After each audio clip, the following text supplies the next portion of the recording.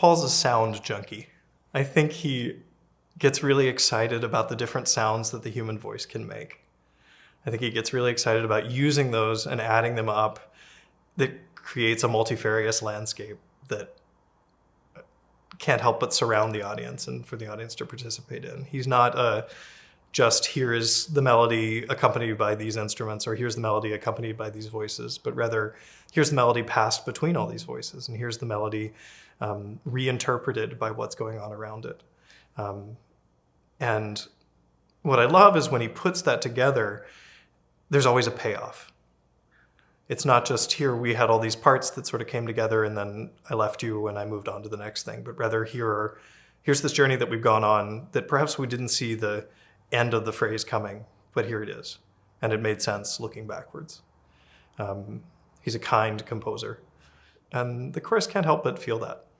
And so their then performance and their work on it is more honest and easier.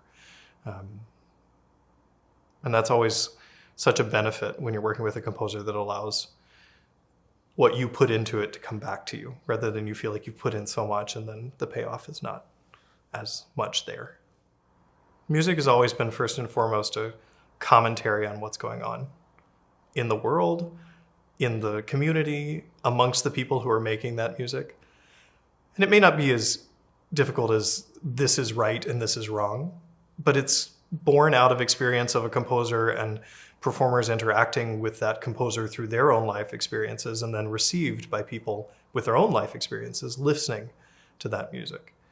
So that can happen through Beethoven and Mozart and Bach. Our life experiences are different, so we hear it in a different way. The magic of a composer who's putting something out there for the first time, who's living when we're living, is that it's all more immediate. It's all more familiar. And that just gets us farther down the line of interacting with it and understanding it. I fell in love with this art form because I could do one piece at age 17 and have a feeling about it, do it again at 25, again at 40, again at 50, and have different understandings of that masterwork. And that was the sort of gateway for me. But now, further into my career, I'm also interested in what is that next masterwork, and not just how do I, in isolation, interact with someone who's long dead, but how do I make music with a friend, with someone whose input I can ask and whose life experience I can share in, and we're creating this together. Transcendentalism doesn't just have to be a historical study. It can be a tool through which we see the world that's happening today. And I think that's the ultimate utility of this piece, is to really experience something that's beautiful and wonderfully crafted and have a great afternoon.